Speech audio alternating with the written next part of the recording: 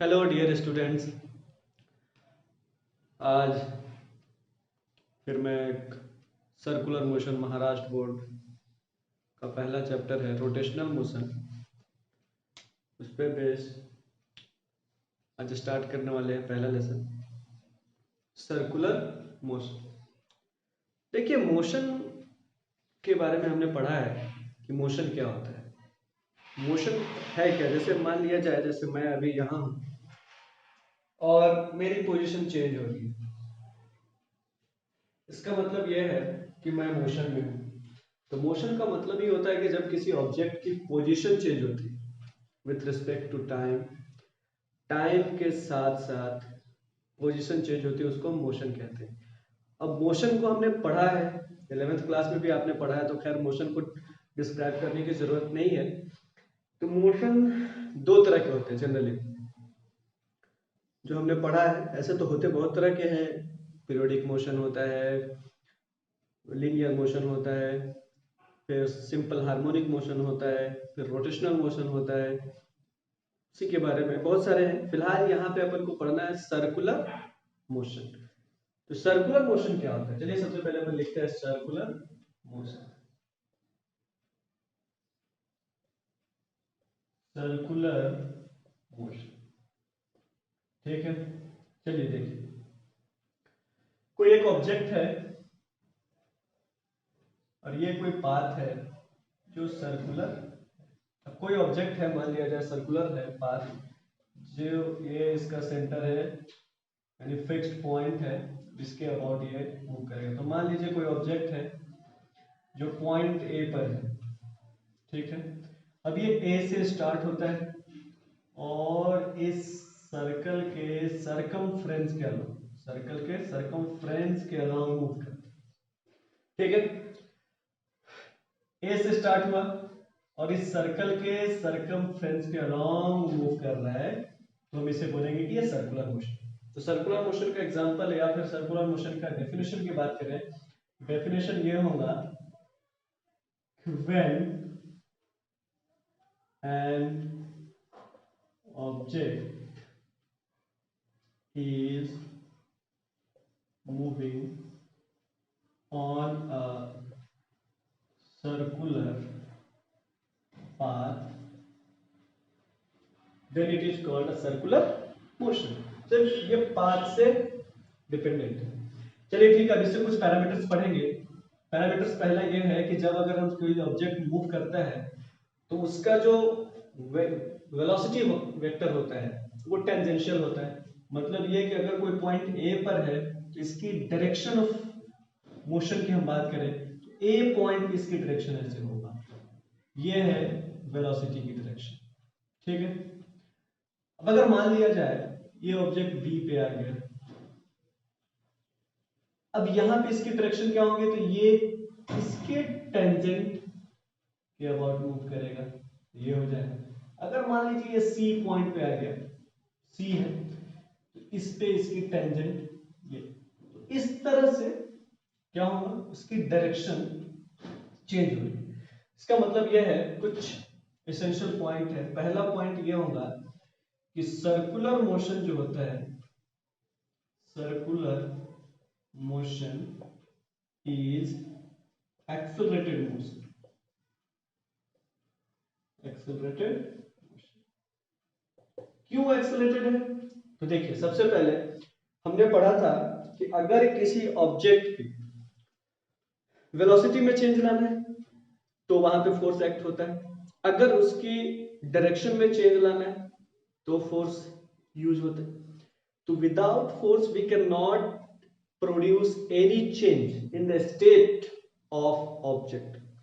Object के state में बिना फोर्स के कोई चेंज प्रोड्यूस नहीं कर सकते हैं। वैसे यहाँ पे जैसे सर्कुलर मोशन है, देखिए ए पॉइंट पे है, अब ए से बी पॉइंट पे आया, बी पॉइंट पे आ रहा है तो उसकी डायरेक्शन ए पे, चूंकि इधर की तरफ हो रही है, बी पे आ रहा है तो ऐसा डायरेक्शन हो रहा है। इसका मतलब ये है कि इसकी डायरेक्शन चेंज हो रही है। अब डायरेक्शन चेंज खुद ब खुद तो होता नहीं। अब जब डायरेक्शन चेंज खुद ब खुद नहीं होता है, इसका मतलब ये है कि कोई एक ऐसा एजेंट होगा जो उसको इस सर्कुलर पाथ पे मूव करा रहा है।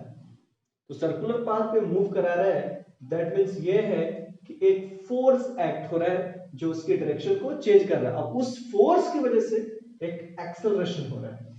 अब इस एक्सेलरेशन को हम रेडियल एक्सेलरेशन कहते हैं। रेडियल एक्सेलरेशन इसलिए कहते हैं क्योंकि ये हमेशा डायरेक्टेड होता है सेंटर की तरफ, इसलिए ये रेडियल एक्सेलरेशन है। इसको ए आर, आगे सेंट्रीपिटल एक्सेलरेशन भी कहते हैं, इसको पढ़ेंगे पहला। दूसरा जो इसकी है कैरेक्टरिस्टिक वो ये है कि अब ए से स्टार्ट हुआ, मूव हो गया है, फिर से ए पे आया, फिर स्टार्ट होकर फिर से ए पे आ रहा है। इसका मतलब ये है कि जो सर्कुलर मोशन होता है वो पीरियोडिक मोशन है, यानी एक डेफिनेट टाइम इंटरवल के बाद वो अपने आप को उसी पाथ पे रिपीट करता है। तो ये कैसा हो जाएगा? तो दूसरा पॉइंट हम बात करेंगे पीरियोडिक मोशन, है ना, यानी circular motion is a periodic motion. Periodic motion का मतलब क्या होता है? Repeat after a fixed time interval.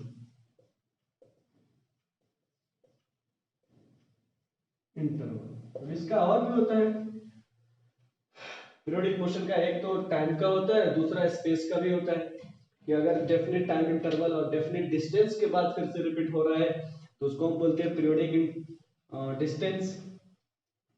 चलिए दो हो गया। चलिए अब उसके बाद अपन को पढ़ना है कुछ टर्म्स, वो टर्म्स के बारे में हम अपन बात करेंगे कि क्या क्या पढ़ना है। सबसे पहले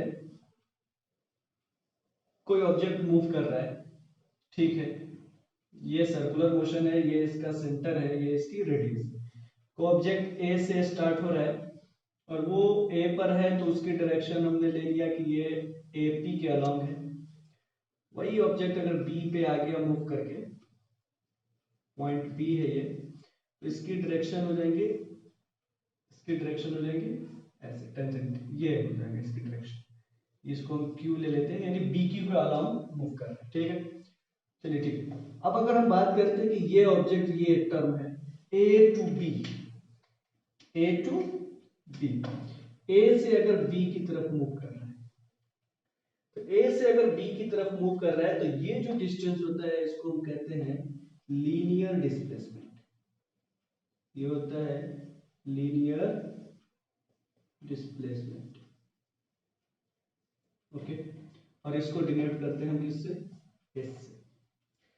और ये लीनियर डिस्प्लेसमेंट और ये जो रेडियस वेक्टर है, ये रेडियस वेक्टर है अपना, इस सेंटर पे एक एंगल सबटेंड होता है। इस एंगल को हमने बोल दिया, मान लीजिए थीटा। ये कहलाता है एंगुलर डिस्प्लेसमेंट। तो थीटा को हम क्या कहते हैं? Angular displacement. आपने ये पढ़ा है एंगुलर डिस्प्लेसमेंट। आगे इसको हम बात करेंगे कि मान लीजिए वो इनिशियली t इक्वल्स टू 0 पे वो थीटा है और डेल टी टाइम में वो डी थीटा चला, तो जो टोटल डिस्प्लेसमेंट होगा वो थीटा प्लस डेल थीटा होगा। और चेंज इन डिस्प्लेसमेंट या डिस्प्लेसमेंट की बात करेंगे तो वो डी थीटा के टर्म में होगा, ठीक है।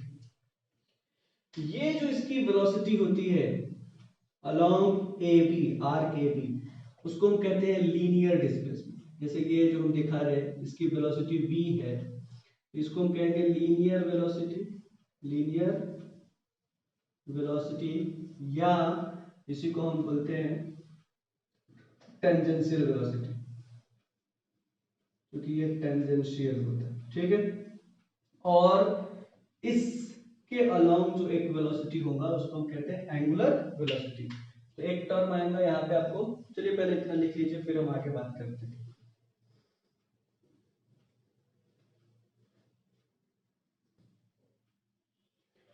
चलिए फिर अब हम बात करते हैं एंगुलर वेलोसिटी। एंगुलर वेलोसिटी, इसको हम ओमेगा से लिखते हैं, ठीक है। देखिए अब अगर कोई ऑब्जेक्ट मूव कर रहा है इस सर्कुलर पाथ पे तो उसकी लीनियर वेलोसिटी है जो टेंजेंशियल मूव करेगी, हर पॉइंट पे चेंज होती रहेगी, ठीक है, ओके। एंगुलर वेलोसिटी क्या होगा? जो एंगल सबटेंड कर रहा है, यानी जिस रेट से एंगल सबटेंड हो रहा है उसको हम कहते हैं एंगुलर वेलोसिटी। यानी यूनिट टाइम में कोई भी ऑब्जेक्ट सेंटर पे कितना एंगल सबटेंड कर रहा है उसको हम कहेंगे एंगुलर वेलोसिटी। और एंगुलर वेलोसिटी का अगर डेफिनेशन की हम बात करें तो डेफिनेशन क्या होता है, the rate of change of angular displacement, angular displacement. ठीक है, तो ओमेगा की हम बात करेंगे तो ओमेगा वेक्टर की अगर हम बात करें तो ओमेगा वेक्टर जो होगा वो हो जाएगा limit del T tends to 0 del theta upon del T, और इसी को आप लिख सकते हैं D theta upon D T. तो ये होता है।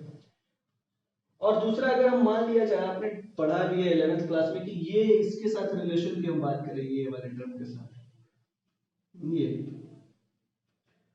इस वाले टर्म ये हो गया आपका s, ये आपका थीटा है, और ये रेडियस अपन का r है। मान लीजिए ये रेडियस वेक्टर की डायरेक्शन बाहर की तरफ होता है, r वेक्टर अगर वेक्टर फॉर्म में लिए तो इन दोनों के बीच एक रिलेशन होता है, s इक्वल्स टू जो होता है वो r इंटू थीटा होता है। अगर हम बात करें कि s वेक्टर यानी डिस्प्लेसमेंट इक्वल्स टू यानी ds ले लेते हैं स्मॉल चेंज के लिए, तो ds वेक्टर जो होगा that is equals to r cross d theta vector.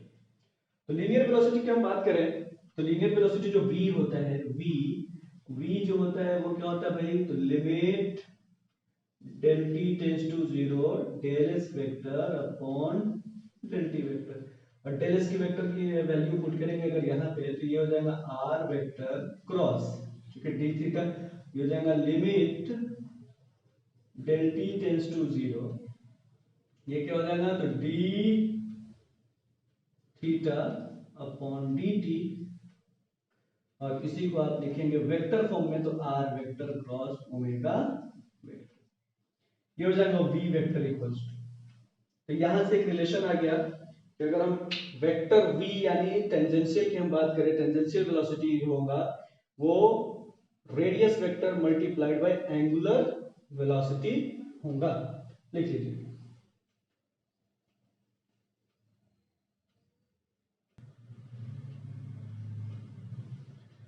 चलिए अब स्टार्ट करते हैं direction of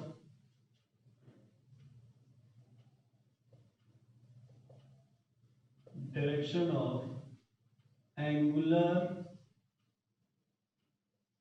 displacement and angular velocity.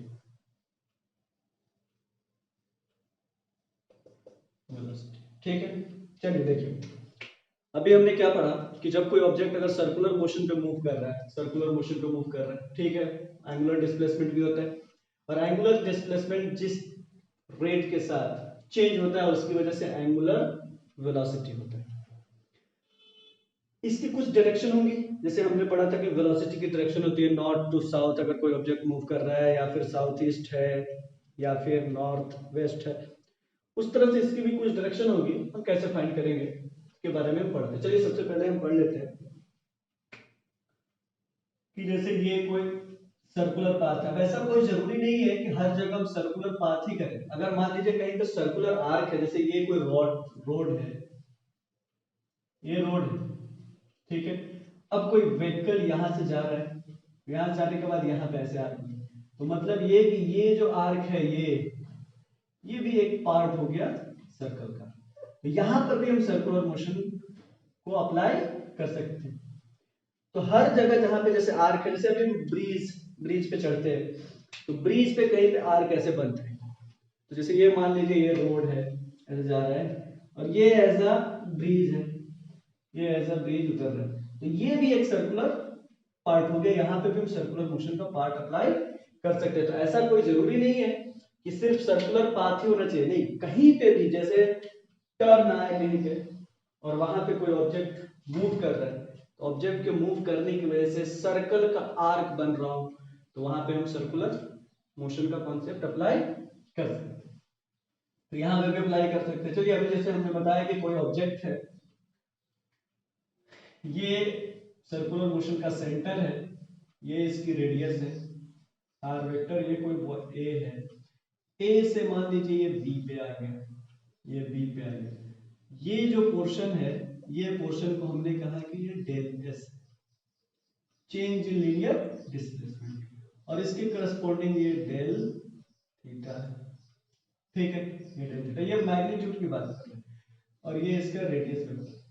तो जो एस क्रॉस आर होता है, यानी डी थीटा, जब भी हम बात करते हैं वो क्या होता है, तो डेल एस अपॉन आर होता है, यानी 1 अपॉन आर के टर्म में, यानी डी थीटा जो होता है, दैट इज अगर वेक्टर फॉर्म में बात करें तो वो D S into D theta. तो इसकी जो डायरेक्शन होती है वो कैसे होती है, परपेंडिकुलर टू द प्लेन, यानी डी थीटा की जो डायरेक्शन है, ये हम डायरेक्शन की बात कर रहे हैं, तो d theta is always perpendicular to the plane. अब जैसे मान लिया जाए कि हम बात करते हैं कि ये कोई प्लेन बोर्ड है, अब कोई ऑब्जेक्ट इस पे ऐसे मूव कर रही है, जब ऐसे मूव हो रही कोई ऑब्जेक्ट, तो एंगुलर लीनियर डिस्प्लेसमेंट कहां से कहां तक हो रहा है, जैसे मान लीजिए हम बता रहे हैं कि ये ऑब्जेक्ट यहां से इधर की तरफ मूव हो रही है, यानी ये ए पॉइंट है, ये बी पॉइंट पे आ रही है, इधर की तरफ डायरेक्शन है, ये ऐसे मूव हो रही है, ये प्लेन है, इस पे मूव हो रही है, तो जो एंगुलर डिस्प्लेसमेंट होगा उसकी डायरेक्शन कैसे होंगी, तो एंगुलर डिस्प्लेसमेंट मान लीजिए ये कोई आर्क बन रहा है,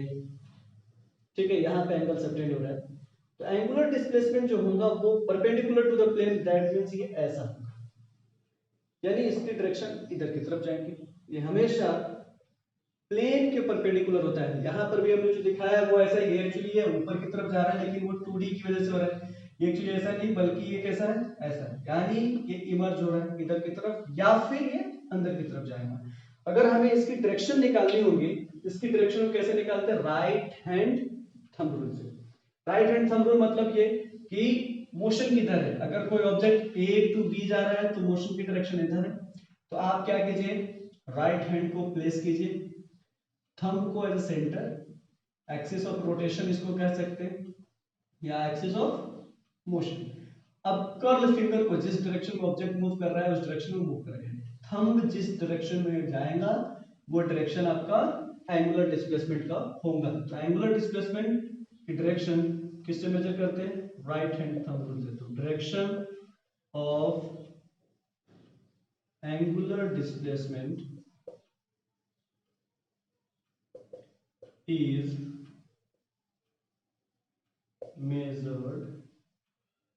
measured is determined by right hand thumb rule।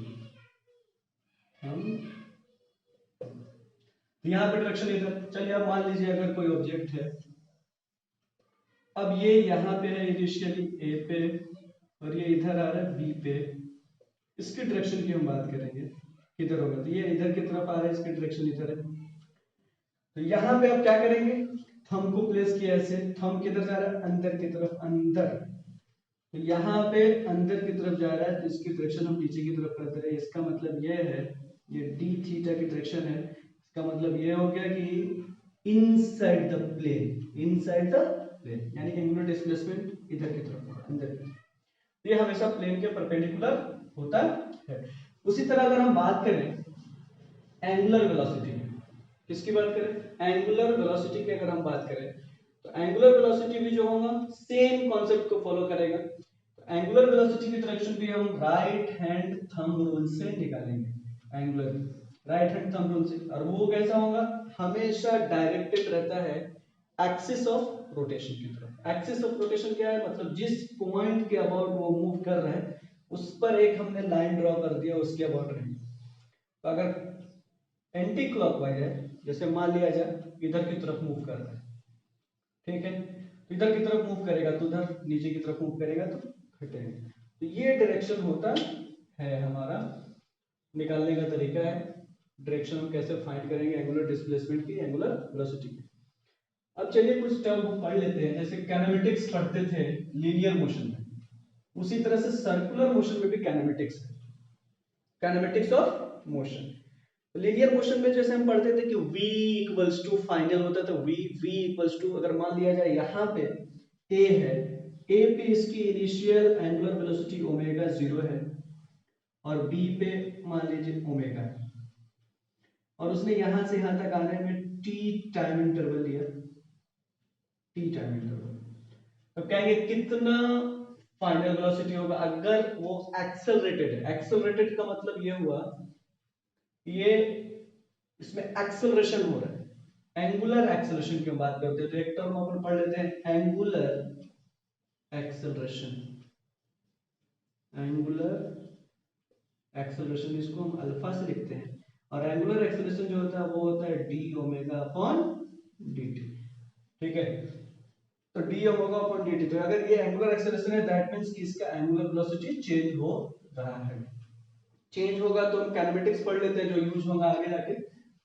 तो काइनेमेटिक्स में बात करते हैं तो पहली काइनेमेटिक्स जो होता है मोशन की वो होता है कि omega equals to omega naught plus alpha t, और हम इसी को लीनियर में क्या पढ़ते थे, लीनियर में हमारा होता था, लीनियर में ये हमारा सर्कुलर में है और ये रोटेशनल में भी यूज होगा। तो सर्कुलर में ये है और लीनियर में हम पढ़ते थे v equals to u plus at, तो एक सेम है कॉन्सेप्ट। दूसरा अगर हम बात करें, हमने पढ़ा था डी थीटा, है ना, तो यहाँ पे हम सिर्फ थीटा की बात करेंगे, डिस्प्लेसमेंट। तो displacement equals to omega 0 t plus half alpha t square. Third topic जो है इसमें जो होता है वो होगा आपका omega square equals to omega naught square plus 2 alpha theta, where theta क्या है, एंगुलर डिस्प्लेसमेंट। ठीक है,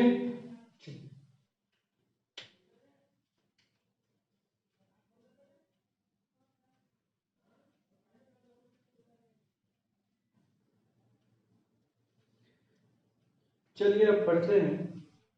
जो जो टर्म था ऑलमोस्ट हमने अपन कवर कर लिया, angular acceleration, angular velocity, angular displacement, relation between angular velocity and linear velocity सब पढ़ चुके हैं। अब आगे अपन पढ़ते हैं कि सर्कुलर मोशन को अपन दो पार्ट में पढ़ते हैं। दो पार्ट में मतलब एक है जिसको हम कहते हैं uniform circular motion, uniform circular motion, और एक दूसरा जो होता है जिसको हम पढ़ते हैं नॉन यूनिफॉर्म सर्कुलर मोशन। ठीक है, तो सबसे पहले हम बात करते हैं यूनिफॉर्म सर्कुलर मोशन की। यूनिफॉर्म सर्कुलर मोशन क्या है?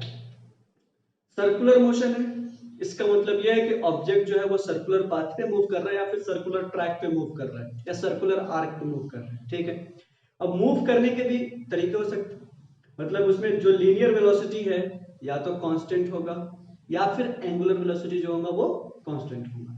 अगर मान लीजिए एंगुलर वेलोसिटी चेंज नहीं कर रहा है, जब एंगुलर वेलोसिटी चेंज नहीं कर रहा है that means the object is moving with a constant angular velocity. जब कांस्टेंट एंगुलर वेलोसिटी है तो लीनियर वेलोसिटी भी कांस्टेंट हो जाएगा, क्योंकि हमने पढ़ा है कि linear velocity v equals to r into omega. r तो कांस्टेंट है, रेडियस क्या होता है, कांस्टेंट। तो अगर रेडियस कांस्टेंट है और एंगुलर वेलोसिटी भी कांस्टेंट हो गया तो ओवरऑल क्या हो जाएगा, कांस्टेंट।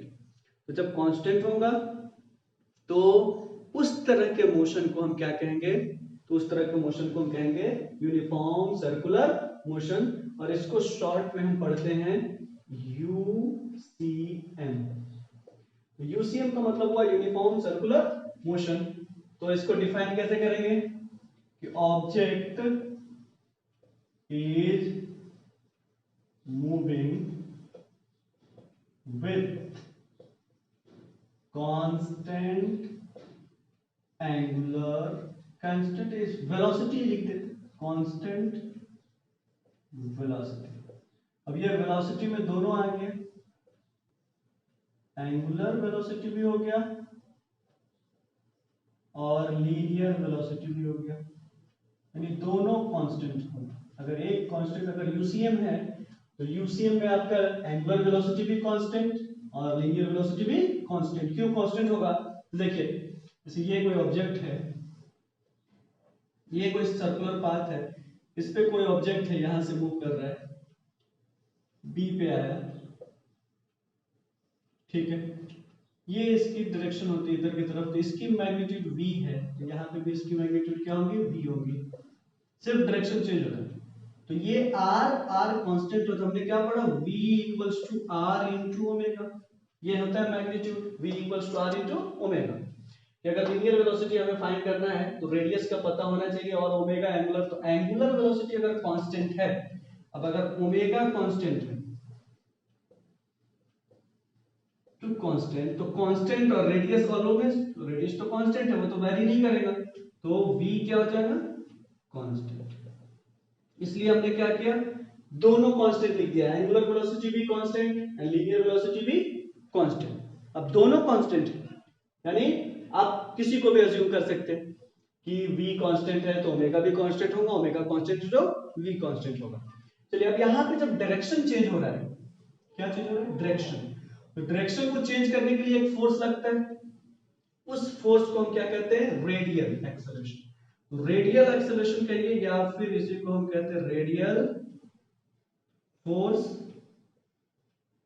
या इसी को हम कहते हैं सेंट्रीपिटल, सेंट्रीपिटल फोर्स। अब सेंट्रीपिटल सिर्फ नाम है इसका इसलिए क्योंकि ये सेंटर की तरफ एक्ट होता है ना, तो सेंटर की तरफ जो एक्ट होता है उसको क्या कहते हैं, सेंट्रीपिटल फोर्स। तो सेंट्रीपिटल फोर्स क्या है, तो सेंट्रीपिटल फोर्स जो होता है उसकी हम बात करें, अगर मान लीजिए सेंट्रीपिटल फोर्स की, तो सेंट्रीपिटल फोर्स के बारे में बात करेंगे तो कहेंगे the force acting on an object performing circular motion, performing circular motion towards the center. The force acting towards the circle on an object performing circular motion towards the circle, towards the center, ऐसा भी लिख सकते हैं, और क्या लिख सकते हैं, along with radius, along radius vector, उसको हम सेंट्रीपिटल फोर्स कहते हैं। तो जब हम बात करेंगे कि अगर कोई ऑब्जेक्ट है उसकी मास m है, m मास के ऑब्जेक्ट है, तो फोर्स जो लगेगा वो क्या होगा, तो फोर्स इक्वल्स टू, आपने हमेशा पढ़ा है कि मास इनटू एक्सेलरेशन होता है, न्यूटन्स का सेकंड लॉ है, सेकंड लॉ।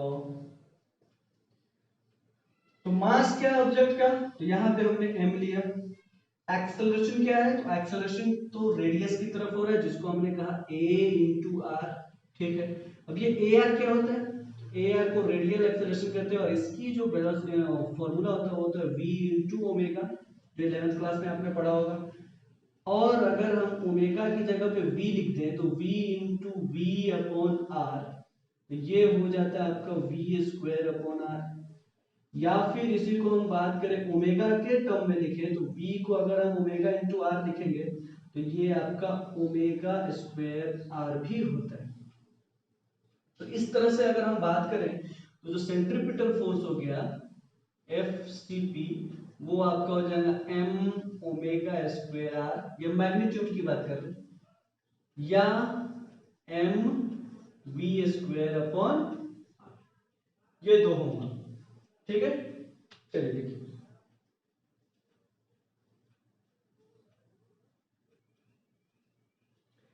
चलिए तो अभी हमने पढ़ा सेंट्रीपिटल फोर्स, कि सेंट्रीपिटल फोर्स जो होगा FCP, इसकी वो मैग्नीट्यूड जो होगी वो हो जाएगा m v square upon r, या अगर इसकी हम बात करें दूसरे ओमेगा के फॉर्म में एंगुलर वेलोसिटी, तो m ओमेगा स्क्वायर आर, ये इसका मैग्नीट्यूड है।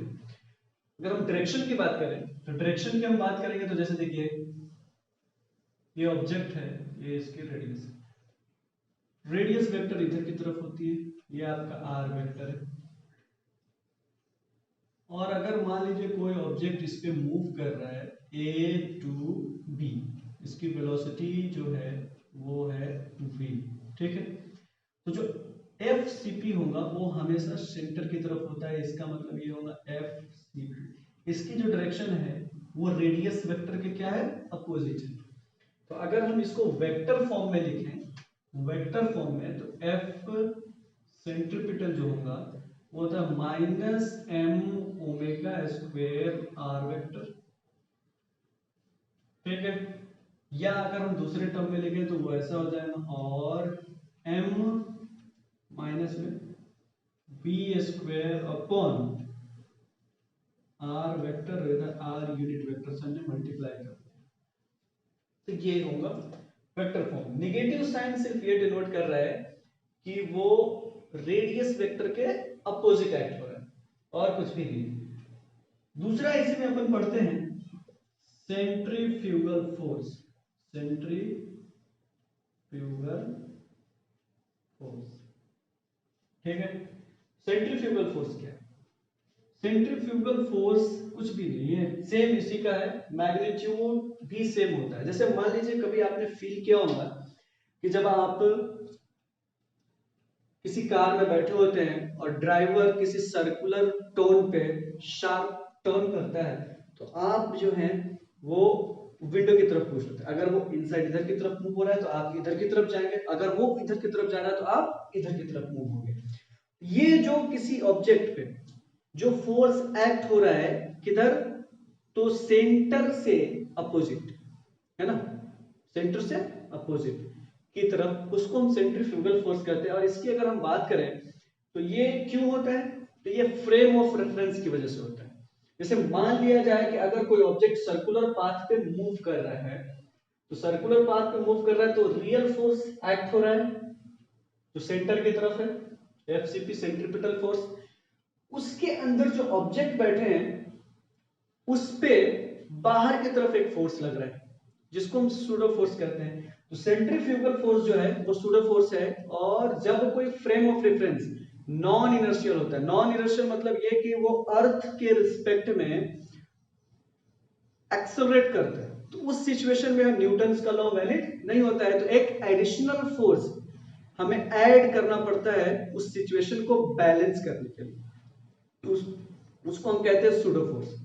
तो यहां पे ये non inertial frame of reference होगा, क्यों? क्योंकि ये एक्सेलरेट हो रहा है।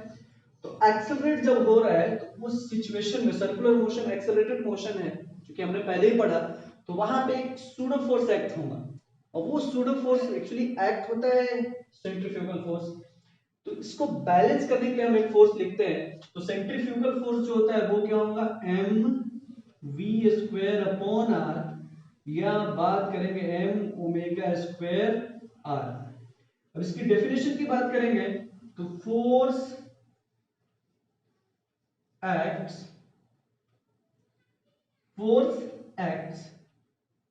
अपोजिट, है ना, या फिर आप कह सकते हैं आउटसाइड, है ना, या फिर अगेंस्ट टू द रेडियस, जो भी आप बात करना चाहें आप कह सकते हैं कि ये इधर की तरफ लग रहा है और सेंट्रीफ्यूगल फोर्स इधर की तरफ लग रहा है, ये आपका होगा सेंट्रीफ्यूगल, इसकी डायरेक्शन। सेंट्रीफ्यूगल फोर्स जो होता है away from the centre act होता है, away from the centre. The force acts away from the centre of circular track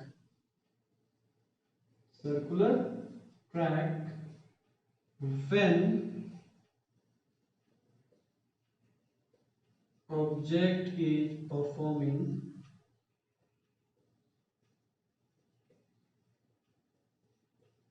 circular motion। जब कोई ऑब्जेक्ट अगर सर्कुलर मोशन परफॉर्म कर रहा है तो उस सिचुएशन में उस पे जो फोर्स एक्ट होता है बाहर की तरफ उसको हम कहते हैं सेंट्रीफ्यूगल फोर्स, और उसका फॉर्मूला जो होता है वो सेम सेंट्रीपिटल फोर्स के बराबर होता है।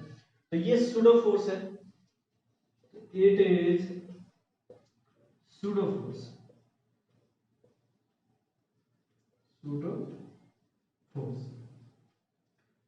है। तो अब अगर हम यहाँ पे टोटल फोर्स अगर इस ऑब्जेक्ट की बात करें कि इस ऑब्जेक्ट पे कितना फोर्स लग रहा है, इस ऑब्जेक्ट पे फोर्स लगेगा, ऑब्जेक्ट की मास कितना है, तो ऑब्जेक्ट का मास अगर m है तो m ओमेगा स्क्वायर r, ठीक है। ये अगर मान लीजिए ओमेगा स्क्वायर r, ये अगर आपका इधर की तरफ लग रहा है, इसको हमने माइनस लिया, प्लस इसके अंदर जितने ऑब्जेक्ट हैं, मान लीजिए कुछ भी ऑब्जेक्ट है उसका मास m लिख देते हैं, ठीक है। तो m omega square r equals to 0। तो ये आपका रियल फोर्स है, तो आप बोलेंगे कि summation of all real force plus pseudo force, pseudo force को हमने बोल दिया m omega square r equals to 0। तो रियल फोर्स का रिजल्टेंट प्लस सेंट्रीफ्यूगल फोर्स, ये दोनों मिलके क्या होते हैं, 0 होते हैं। चलिए देखिए इसे।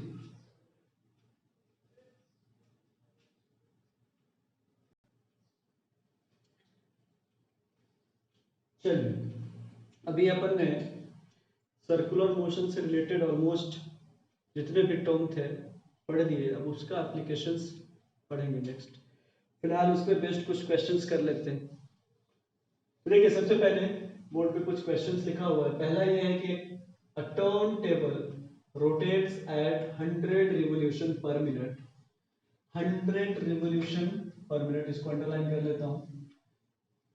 To find its angular velocity in radian per second and degree per second, ठीक है। ये रिवोल्यूशन है पर मिनट, यानी एक मिनट में 100 रिवोल्यूशन। जैसे आप घर में फैन यूज करते हैं, तो आपने फैन को स्विच ऑफ किया तो फैन क्या होता है, अपने ही एक्सिस पे वो ऐसे रोटेट करते हैं। तो एक मिनट में वो कितना रिवोल्यूशन लेते हैं वो गिवन है अपने पास, और हमें निकालना है एंगुलर वेलोसिटी।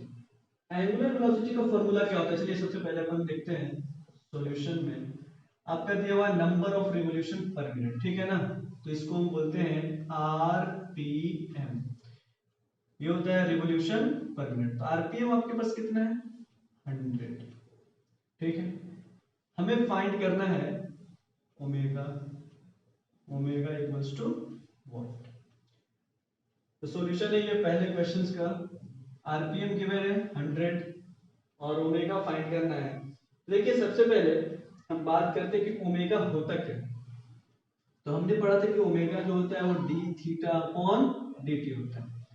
तो सर्कुलर मोशन पे अगर कोई ऑब्जेक्ट मूव कर रहा है तो हमने ओमेगा की बात की थी कि ओमेगा जो होता है वो होता है डी थीटा अपॉन dt।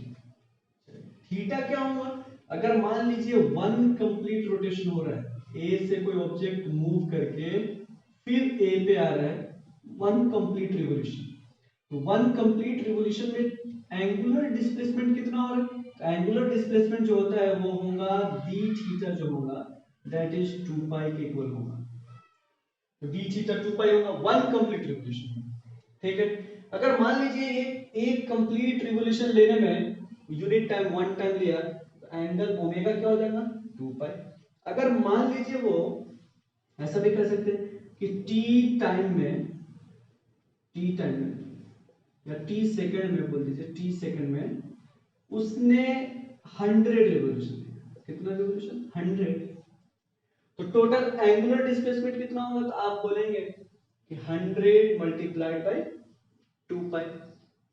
और कितना टाइम लिया, तो 2 सेकेंड, 3 सेकेंड, 4 सेकेंड, जितना भी टाइम लिया।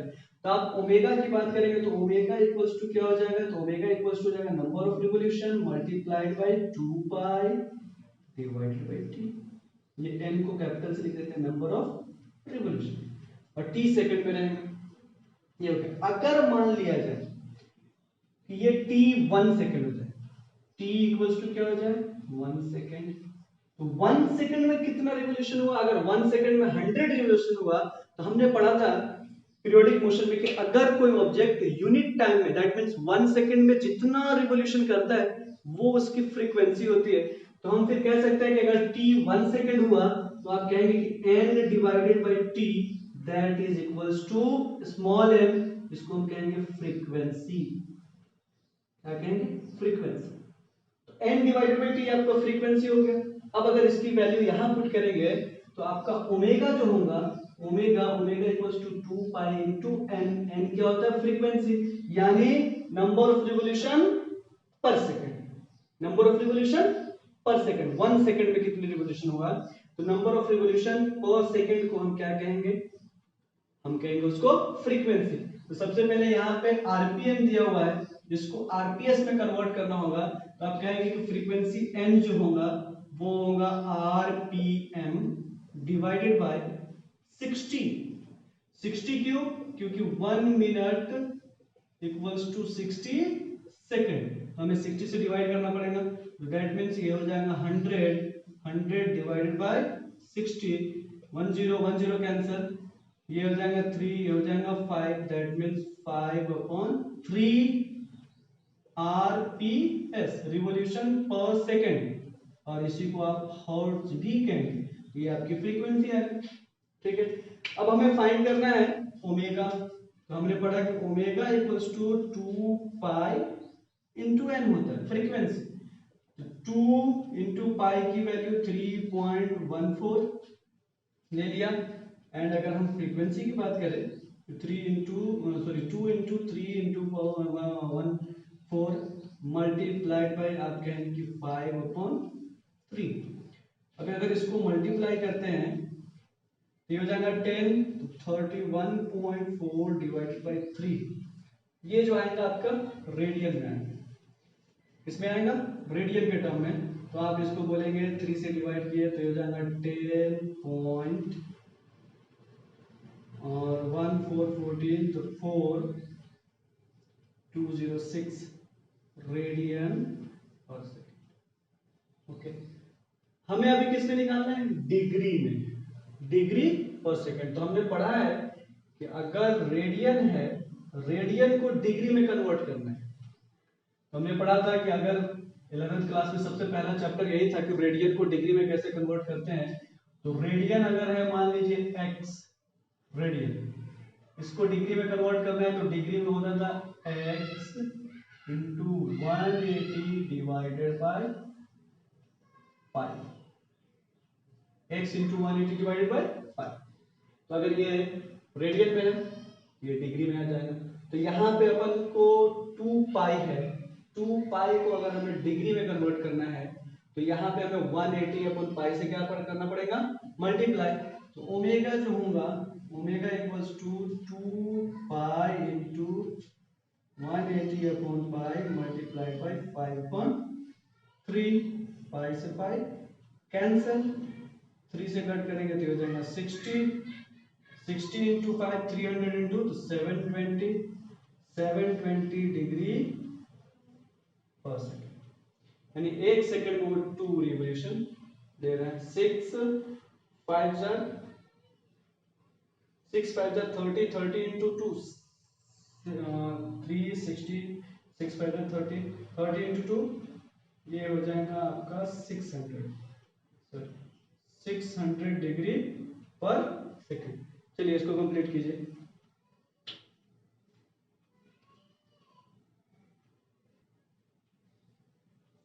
चलिए दूसरे क्वेश्चन को सॉल्व करते हैं। दूसरा क्वेश्चन यह है, सॉल्यूशन लिख लेते हैं। सबसे पहले गिवन डेटा, सॉल्यूशन में गिवन डेटा सबसे पहले एन ऑब्जेक्ट ऑफ मास 100 ग्राम। चलिए मास है m इक्वल्स टू 100 ग्राम, इसको ऐसा यूनिट पे कन्वर्ट करते हैं केजी में, तो ये हो जाएगा 100 divided by 1000 KG, that equals to 0.1 KG. ठीक है। Moves around circumference of a circle of radius 2 metre, radius means r equals to 2 metre, ये आपका दिया हुआ है ऐसा यूनिट में, with a constant angular speed. Constant angular speed कितनी है? 7.5। तो एंगुलर स्पीड को ओमेगा लिखते हैं, ओमेगा इक्वल्स टू 7.5 रेडियन पर सेकंड। पहले अपन को फाइंड करना है लीनियर वेलोसिटी, तो टू फाइंड पहला v, तो v इक्वल्स टू हमने क्या पढ़ा था? अभी पढ़ा था फॉर्मूला कि v equals to r into omega होता है। तो r की वैल्यू अपने पास कितना है? r is two into omega कितना है 7.5 रेडियन, इसको मल्टीप्लाई करेंगे तो हो जाएगा 15 मीटर पर सेकेंड। दूसरा क्वेश्चन देखिए इसी का दूसरा पार्ट कह रहा है कि force directed towards the centre. अब टुवर्ड्स द सेंटर जो फोर्स लगता है उसको हम सेंट्रीपिटल फोर्स कहते हैं। तो सेंट्रीपिटल फोर्स एफसीपी ये होता है m v square upon r. तो इसकी फॉर्मूला पुट कीजिए, एम है 0.1 इंटू बी की वैल्यू कितना है 15 का स्क्वायर, आर कितना है, आर इज 2। इसको सॉल्व करेंगे तो ये 0.1 इंटू 15 का स्क्वायर 225 डिवाइडेड बाय 2, ये आपका हो जाएगा मल्टीप्लाई करेंगे तो 22.5 divided by 2 equals to 11.25 newton final answer. तो इस तरह से अपन को ये सॉल्व करना था। चलिए लिख लीजिए इसको।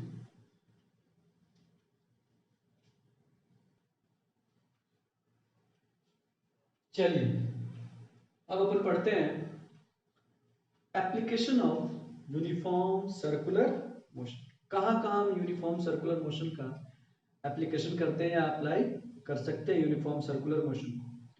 देखिए यूनिफॉर्म सर्कुलर मोशन के एप्लीकेशंस लाइफ में बहुत जगह, जैसे आप कभी बार हमेशा साइकिल बाइसाइकिल या फिर कार वगैरह चलाते हैं तो वहाँ एक्सपीरियंस करते होंगे जब आप फोर्स लगाते हैं, यानी आप जब किसी रोड पे टर्न लेते हैं तो टर्न लेते वक्त आप अपनी गाड़ी की स्पीड को कम करते हैं, या फिर अगर आप गाड़ी की स्पीड कम नहीं करते उसी स्पीड पे आप अगर चलाते हैं तो आपकी गाड़ी की जो टायर है वो बाहर की तरफ खींचती है। इसका मतलब ये है कि अगर आपके गाड़ी को सर्कल पे टर्न कराना है तो एक सेंट्रीपिटल फोर्स रिक्वायर्ड होता है। अब वो सेंट्रीपिटल फोर्स आप तो प्रोवाइड नहीं कर रहे, आप क्या कर रहे हैं, आप स्टीयरिंग को घुमा रहे हैं। स्टीयरिंग के घूमने की वजह से क्या हो रहा है कि आपकी गाड़ी की जो टायर है वो मूव कर रही है। वो टायर टायर टायर टायर जो है और जमीन, टायर और जमीन के बीच एक फोर्स लगता है जिसको हम फ्रिक्शन फोर्स कहते हैं। तो वहां पे जो सेंट्रीपिटल फोर्स रिक्वायर्ड होता है वो सेंट्रीपिटल फोर्स कौन प्रोवाइड करता है, टायर प्रोवाइड करता है। तो अगर आपकी गाड़ी स्लिप होने से बचे यानी स्लिप नहीं हो तो उसके लिए कुछ फिक्स्ड वैल्यू होती है, ऑप्टिमम वेलोसिटी जिसको कहते हैं कि जितनी वेलोसिटी पे आप मूव कराएंगे उस वेलोसिटी पे सेफ टर्न होगा, गाड़ी स्कीड नहीं होगी और एक्सीडेंट अवॉइड होगा। तो वो पहला कंडीशन हो गया। दूसरा कंडीशन क्या होता है, इसका एप्लीकेशन जैसे आपने देखा होगा मौत का कुआं जिसको हम कहते हैं डेथ वेल। डेथ वेल में क्या होता है कि एक मोटर बाइक चलाने वाला होता है ना, वो क्या करता है कि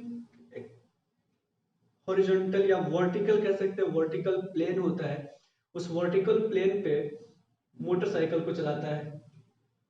तो पहले वो नीचे चलाता है, नीचे चला के चलाते चलाते चलाते चलाते एक बार ऊपर चढ़ाता है तो वो इतनी वेलोसिटी एक्वायर कर लेता है कि वो ऊपर चलता है। तो जितना उसको घूमने के लिए सेंट्रीपिटल फोर्स रिक्वायर्ड रहता है वो सेंट्रीपिटल फोर्स उसको फ्रिक्शनल फोर्स यानी नॉर्मल जिसकी हम बात करेंगे, नॉर्मल और फ्रिक्शन वो प्रोवाइड करता है जो टायर के बीच एक्ट होता है। और थोड़ा सा उसका पोर्शन, चूंकि बॉडी जो होती है वो इंक्लाइंड होती है तो उसका एक पोर्शन जो होता है वो भी सेंट्रीपिटल फोर्स को प्रोवाइड करता है। तो वहां पे जो सेंट्रीपिटल फोर्स प्रोवाइड होता है वो नॉर्मल फोर्स प्रोवाइड करता है, उसके बारे में भी हम पढ़ेंगे अभी। और तीसरा जो है इसका जो एप्लीकेशन वो बैंकिंग ऑफ रोड, वहां पे भी एप्लीकेशन होता है सेंट्रीपिटल फोर्स का। तो बैंकिंग ऑफ रोड जो आगे हम पढ़ेंगे। तो फिलहाल अभी हम पढ़ते हैं फ्रिक्शन के बारे में। आप ऑप्टिमम वेलोसिटी की, जब कोई ऑब्जेक्ट मान लीजिए रोड है, रोड पे टर्न ले रहा है, ये ऐसा मान लीजिए सर्कुलर रोड है, इसकी रेडियस ये है, मान लीजिए ये रेडियस है। अब यहाँ पे कोई मोटर साइकिल है, ये मूव कर रहा है, इसके ये टायर्स हैं, टायर के बीच फोर्स लगता है जो फ्रिक्शन फोर्स होता है। वो फ्रिक्शन फोर्स इधर की तरफ एक्ट होगा और यही friction force required centripetal force को प्रोवाइड करेंगे। तो हमने पढ़ा कि जब अगर कोई ऑब्जेक्ट, ये कैसे हम बात कर रहे हैं, फ्लैट रोड, प्लेन रोड पे, प्लेन रोड। जब प्लेन रोड पे कोई ऑब्जेक्ट मूव कर रही है तो वहां पे जो रिक्वायर्ड सेंट्रीपिटल फोर्स होता है, required centripetal force is provided by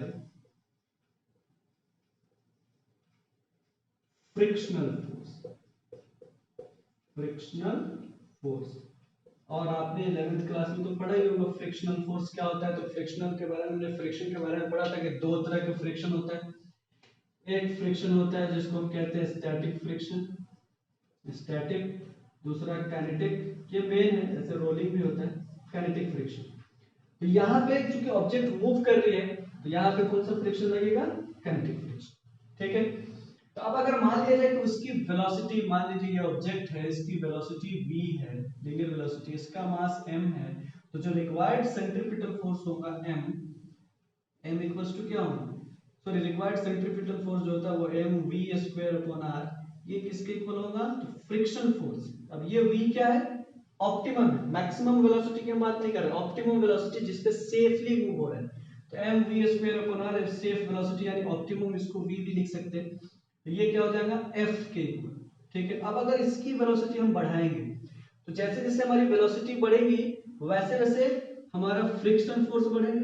क्यों, क्योंकि हमें सेंट्रीपिटल फोर्स बढ़ेगा, और सेंट्रीपिटल फोर्स बढ़ेगा तो फ्रिक्शन फोर्स बढ़ेगा, और फ्रिक्शन फोर्स कहां तक जाएगा, तो मैक्सिमम फ्रिक्शन फोर्स जो होता है वो स्टैटिक होता है, तो स्टैटिक तक पहुंच जाएगा। इसका मतलब ये होगा कि अगर मैक्सिमम वेलोसिटी की हम बात करें तो v max²/r ये इक्वल टू होगा f ऑफ s।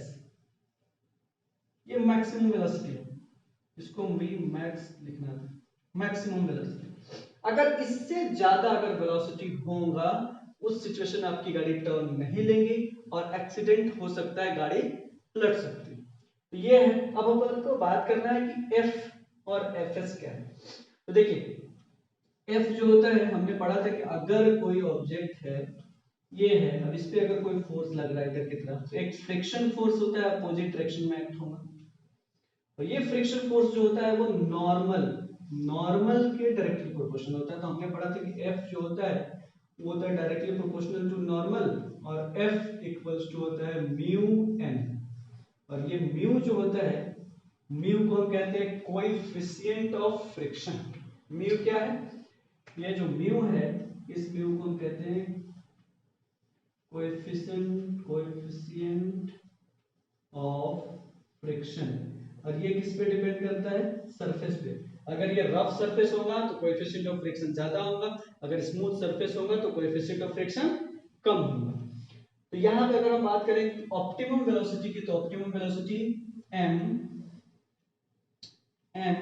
v0²/r ये इक्वल होगा म्यू n के। n क्या है, नॉर्मल फोर्स, n क्या है, नॉर्मल। यहाँ पे नॉर्मल फोर्स क्या होगा, तो वेट, अगर कोई फ्लैट बॉडी है तो जितना वो अर्थ पे फोर्स लगा रहा है उतना ही अर्थ उसके ऊपर फोर्स लगाएगा। तो यहाँ पे n जो होगा वो नॉर्मल फोर्स इस कंडीशन में, फ्लैट के कंडीशन में हो जाएगा mv optimum²/r equals to mu mg। Weight के इक्वल हो जाएगा, m से m कैंसिल, तो आप कहेंगे कि ऑप्टिमम वेलोसिटी जो होगा v स्क्वायर ये हो जाएगा r यानी म्यू rg के equal, and v square equals to यानी v equals to mu rg। ठीक है, ये ऑप्टिमम वेलोसिटी की हम बात करेंगे इतना। अगर हम मैक्सिमम वेलोसिटी की बात करें तो मैक्सिमम वेलोसिटी में क्या होगा, तो m v max ²/r equals to, ये स्टैटिक फ्रिक्शन सारा कुछ वैसे ही रहेगा, स्टैटिक फ्रिक्शन हो जाएगा सिर्फ, और ये रह जाएगा rmg, m से m कैंसिल हो जाएगा, तो v max जो होगा फ्लैट सरफेस पे वो म्यू s rg का अंडर रूट इसके इक्वल होगा। ठीक है, चलिए इतना लिख लीजिए। ये है अपना centripetal force is provided by frictional force, friction force provide करता है। अगर ऑप्टिमम वेलोसिटी है तो वो सिर्फ काइनेटिक फ्रिक्शन होगा, अगर उससे ज्यादा हुआ तो ये बढ़ेगा एक लिमिटिंग तक, म्यू एस तक जाएगा। और ये कहिए या ये दोनों एक ही है, तो same v max mu s r g के इक्वल या फिर v naught mu r g के इक्वल होगा। लिख लीजिए इसको।